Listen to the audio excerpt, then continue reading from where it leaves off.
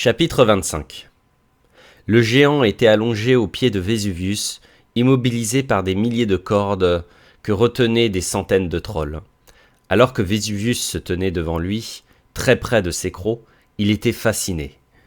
La bête se tordit le cou en grognant, cherchant à le tuer, mais elle ne pouvait pas faire un geste. Vésuvius sourit, enchanté.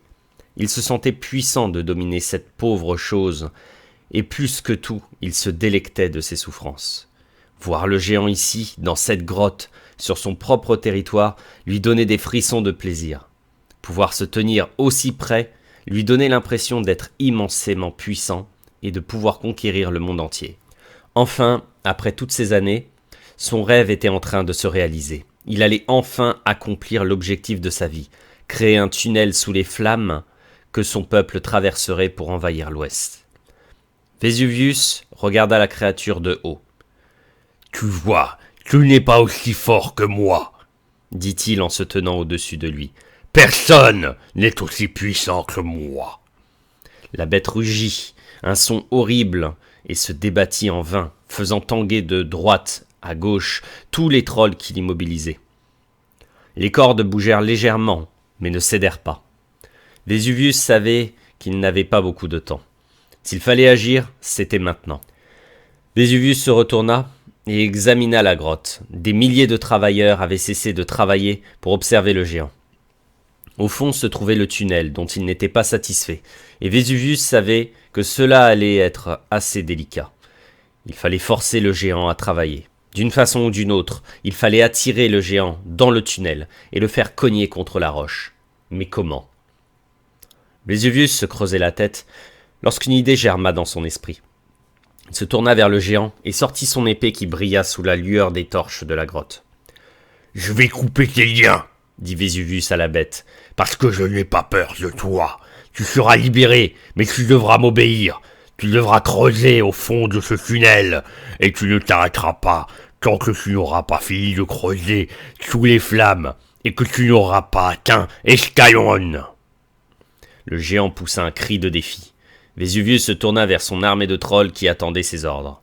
« Mes chères épées !» cria-t-il d'une voix forte. « Vous couperez toutes les cordes en même temps à mon signal, puis vous vous servirez de vos armes pour le pousser vers le tunnel. » Ces trolls échangèrent un regard nerveux, terrifiés à l'idée de le libérer. Vésuvius avait également peur, mais il ne l'aurait jamais montré. Il savait qu'il n'y avait pas d'autre solution. Vésuvius ne perdit pas de temps. Il s'avança d'un air décidé, leva son épée et sectionna la première des épaisses cordes qui retenaient le cou du géant. Des centaines de soldats l'imitèrent instantanément, levèrent haut leurs épées et sectionnèrent le reste des cordes. Le bruit des cordes qui lâchaient emplit bientôt l'air. Vésuvius battit rapidement en retraite, mais sans trop se hâter, afin d'éviter que ses hommes ne se rendent compte de sa peur. Il se glissa derrière les rangs de ses trolls, dans l'ombre d'un rocher, hors de portée de la bête. Il avait hâte de voir la suite. Un grondement terrifiant résonna dans le canyon, tandis que le géant se redressait sur ses pieds, fou de rage. Sans perdre une seconde, il commença à déchirer l'air avec ses griffes dans toutes les directions. Il coupa en deux 4 trolls et les fit voler dans les airs. Ils traversèrent la grotte et allèrent s'écraser sur le mur du fond. Ils retombèrent au sol, morts. Le géant serra les poings et les abattit soudainement au sol, comme s'il s'agissait de marteaux. Il visait les trolls qui s'enfuyaient dans toutes les directions. Il n'était pas assez rapide, et le géant les écrasa comme des fourmis, les murs de la grotte tremblant à chaque coup. Alors que les trolls essayaient de passer entre ses jambes, le géant leva un pied et en aplatit quelques-uns.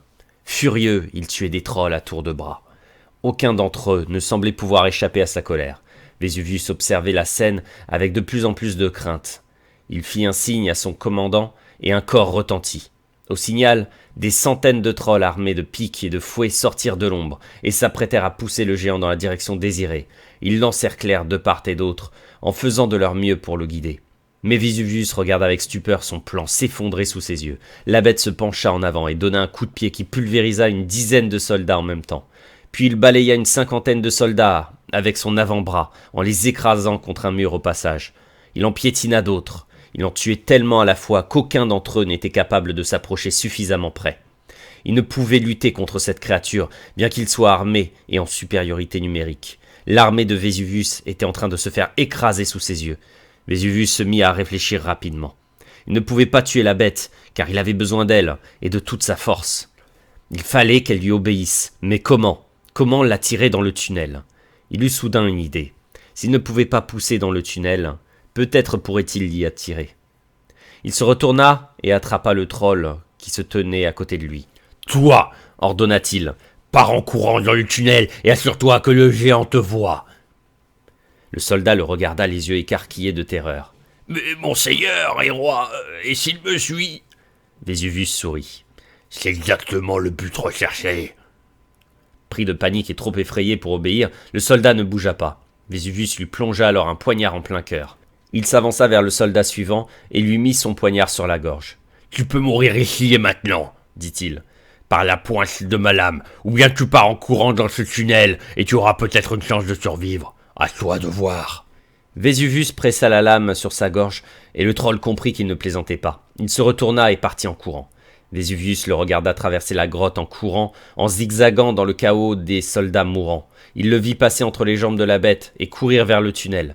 Le géant le repéra, essaya de l'écraser, mais manqua son coup. Furieux et attiré par ce soldat qui lui avait échappé, il s'élança à sa suite exactement comme Vésuvius l'avait espéré.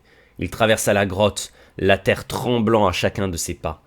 Le troll s'enfonça dans l'énorme tunnel, qui bien que large et haut, n'était pas très profond, et s'arrêtait au bout d'une 50aine de mètres, malgré des années de travail. Le troll atteignit rapidement le mur de roche à l'extrémité.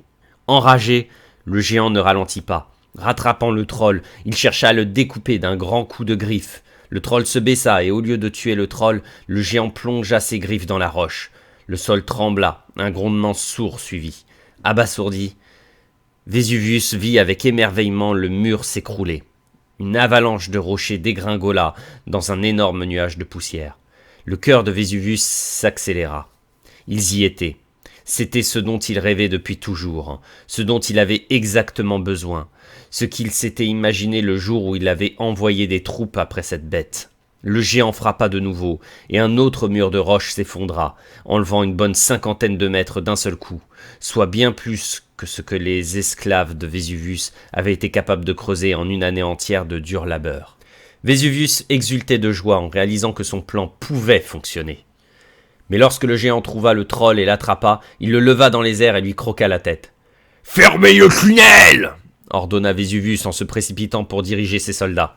Des centaines de trolls qui patientaient se précipitèrent et commencèrent à pousser la plaque de roche altusienne que Vésuvius avait fait mettre à l'entrée du tunnel. Une roche tellement épaisse qu'aucune bête, ni même cette créature, serait capable de briser.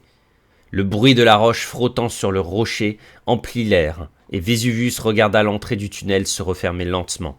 Voyant l'issue se refermer, le géant se retourna et chargea.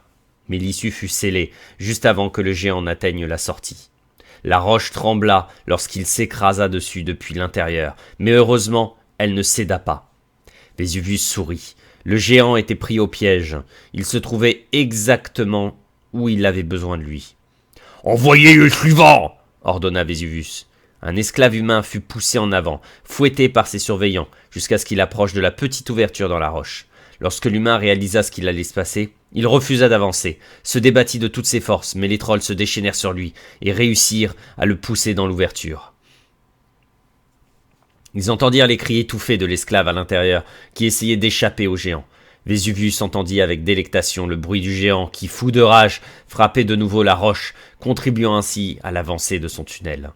Coup après coup, le tunnel avançait. Il savait que chaque nouveau coup l'approchait des flammes d'Escalon.